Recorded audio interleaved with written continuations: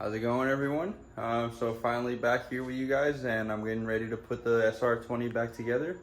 I'm just gonna get started here and show you guys what I'm gonna get doing.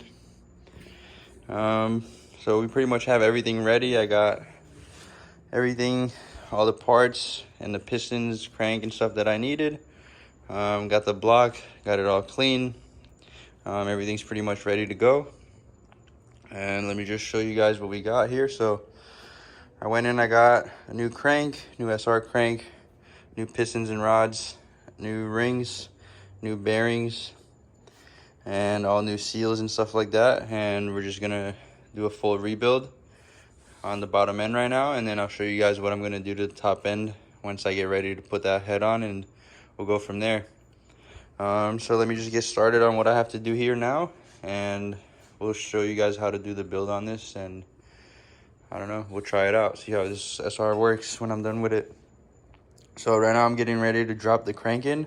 I'm just gonna clean out the mains one last time, and then put the main bearings on, lube them up, put lube bearing grease, whatever, on it, and then drop the crank on and torque it down, and then put the pistons and rods in and pretty much assemble the bottom end. But before I put the pistons and rods in, I still have to put the new rings in, and we have to check the clearances on the rings and see how they are, and then put them onto the pistons. So let me get started on doing the crank first and get that out of the way, and then we'll do the pistons and stuff after that.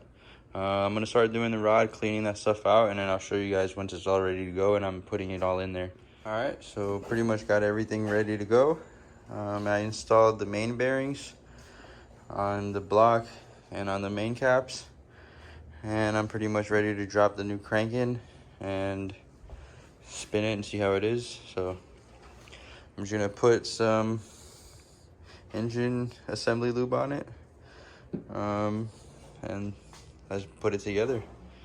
So I'm gonna put the oil on here and drop the crank, and then put the main caps on, and then put, I don't know what that's called, but put that thing on with the bolts, and then bolt everything down to the right torques. I'm gonna look them up. I have them on my phone, I just don't remember them on top of my head. So let me put everything on, and I'll show you guys once the crank is on it. All right, so I just torqued it all down. The crank's spinning nice and easy, and it's pretty much ready to go. I'm gonna ring the pistons now, and we'll get ready to drop those in. So let me get started on that, and I'll show you guys once I'm ready to put everything back together. All right, so I started checking the ring gaps, and they're all really good. So these are the top ones. Just gonna install them on the pistons, and we'll do the rest, and then I'll show you guys when I install the pistons. All right, so we got it all ready to go. I put the rings on the pistons, and I put the bearings on the rods, and it's pretty much ready to go. I'm just gonna show you guys what I do and how I install it. So I have this cool little piston installer tool. You just pretty much slide the piston and rings through it, and it gets installed into the block nicely without messing up the rings, or maybe like having them come out of place or something like that. It just goes in really nice and easy. I just get a back of the hammer and pretty much just tap it in there, and it goes right in. Before I do that, also, since everything is dry, I take this water bottle, I fill it up with oil, and I made a little hole, and then I lube up the pistons, the rings, everything like that, so that it slides in nice and easy. And also I put in the engine assembly lube on the bearings, and then on the main or rod caps when I put them on the crank, and then we torque them down, and pretty much that's ready to go.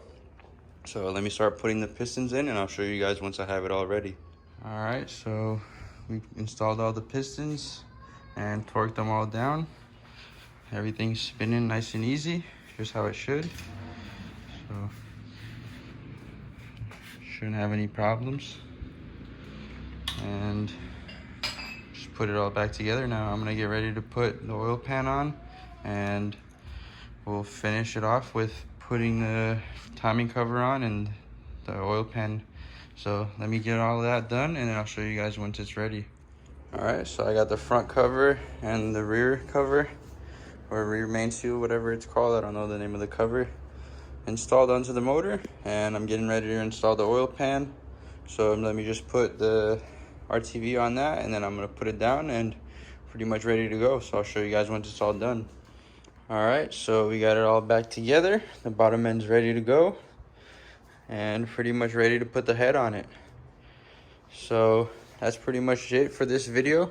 I was just building the bottom end and getting it ready to put the head on so that we can build the whole engine and put it back into the car. I'm gonna clean that head. I'm gonna take it all apart, and I'll make another video about that before I install it. So if you like my videos, please subscribe and just check back for the other videos soon, and have a good day. Thank you guys for watching.